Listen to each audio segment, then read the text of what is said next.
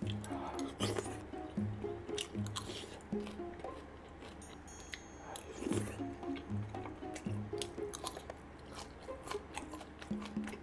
งเตียโกnó bông bồn nói nèสำคัญนะยังยำแต่ផ្នែកលឿងបងប្អូនផ្នែកលឿងហ្នឹងញ៉ាំបានច្រើនហ្មងហើយញ៉ាំអត់ចេះតលាន់ទេថ្ងៃនេះគឺយើងមកញ៉ាំជាមួយនឹងទឹកម្រេចបងប្អូនមានខ្ទឹមជ្រក់អីក្នុងនឹងទៀតសំខាន់គឺដាក់ម្ទេសថែម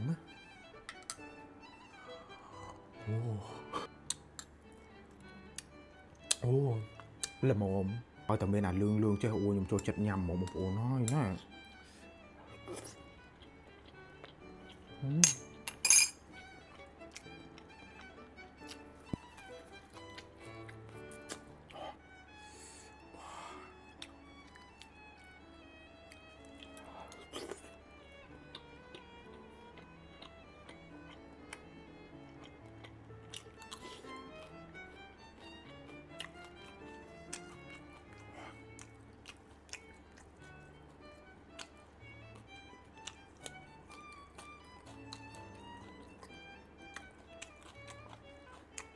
ល្មុតឆ្ងាញ់ហ្មង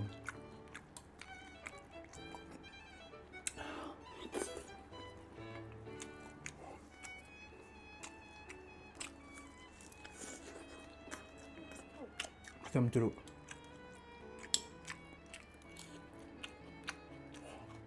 ពងទាកូនណាបងប្អូនឆ្ងាញ់បំផុតនោះគឺឆ្ងាញ់ជាមួយនឹងទឹកម្រេចហើយខុសពីទឹកម្រេចទៀតអូយដូចវាអត់ចាប់ជាតិគ្នា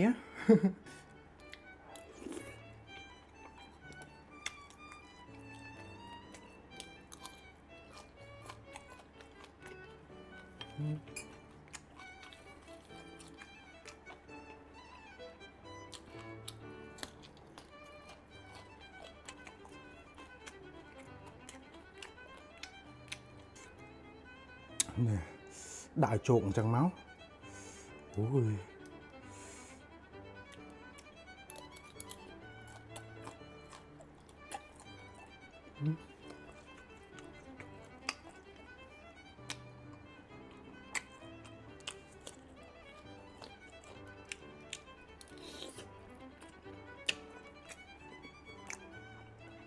ទៅ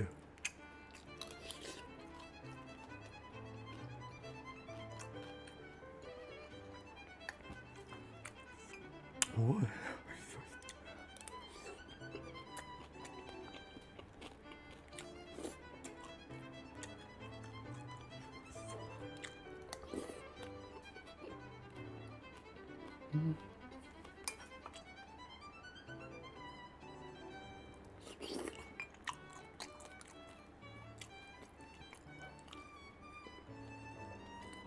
ល្មុតហើយសំខាន់ណាស់ម្ដុំគឺថាធំដាក់មួយម៉ាត់ពេញមាត់ហ្មង